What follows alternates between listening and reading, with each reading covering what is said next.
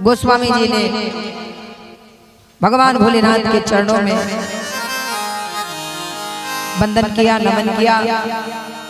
कथा तो अथाह सागर है, समुद्र है, इसके लिए थोड़ा सा समय क्या कर पाएगा।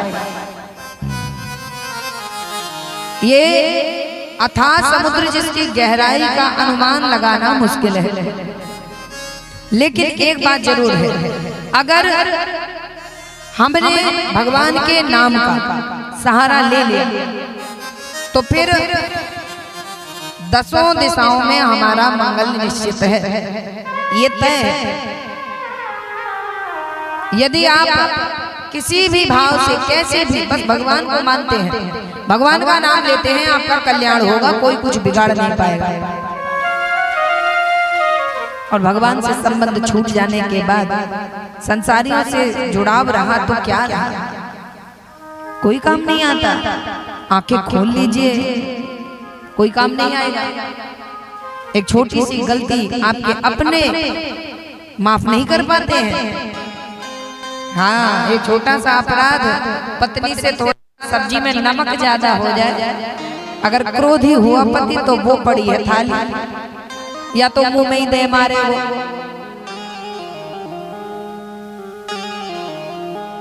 बस ये जाल है, इसमें फंसे रहकर भी अपने कर्तव्य का पालन कर। कर्तव्यों का बोध होना चाहिए, और बोध हो चुका है तो फिर पालन करिए। इसके बाद बोले आपके कर्म तय करेंगे कि आपको क्या मिलेगा। गोस्वामी जी ने 4 प्रकार के भक्तों का भी वर्णन किया है। भगवान को भजने वाले 4 प्रकार के भक्त। चाहूं चतुर कहो नाम आधारा,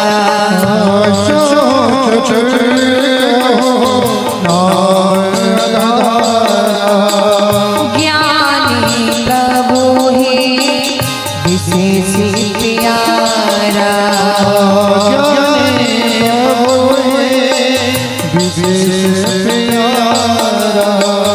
चाहो जोग चाहो श्रुति नाम प्रभाव,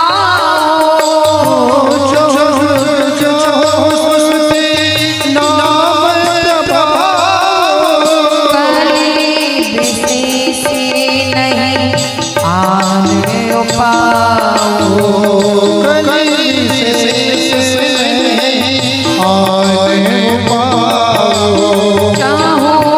चतुरे कहो नाम आधार। कलयुग में भगवान के नाम के अलावा कोई उपाय नहीं है। किसी भी प्रकार के पाप को मिटाना है, किसी भी प्रकार का, तो भगवान के नाम को लेते रहना। कैसे भी लिया जाए, कितना भी कष्ट है, कितनी भी पीड़ा है, लेकिन नाम मुझसे निकल जाए, बस कल्याण हो जाएगा। श्रुति किसे कहते हैं? देखो बाबा ने लिखा ना, श्रुति नाम। श्रुति क्या है? श्रुति है वेदों के मंत्र। किसका नाम है श्रुति? वेदों के मंत्र का। इनका नाम श्रुति क्यों पड़ा? अभी जो हमें आसानी से ये सुनने को मिल जा रहा है ना, आसानी से आप थोड़ी देर में अपने घर में जाकर रामचरितमानस को हाथ में ले सकते हो। वेदों को आप थोड़ा सा मोबाइल घुमाया और वेद आपके घर आ जाएंगे। लेकिन पहले क्या था, ऐसे किसी को दिया नहीं जाता था। ब्राह्मणों के बालकों को गुरुकुलों में बुला करके तीर्थ धाम और बोले पवित्र स्थानों पर बुला करके उन्हें याद कराया जाता था। श्रवण कहते हैं कानों को, श्रुति कहते हैं सुनने को। तो सुन करके याद करने के कारण वेदों के उन मंत्रों को, उन ऋचाओं को श्रुति कहा गया।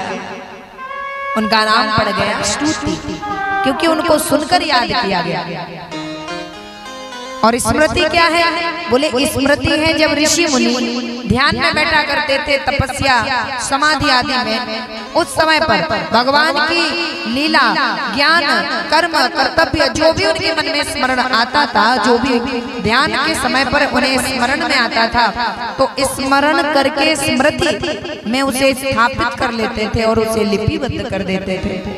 उसका नाम हुआ स्मृति। जो उनकी स्मृति में आया, उन्हें याद आया लिखने के लिए,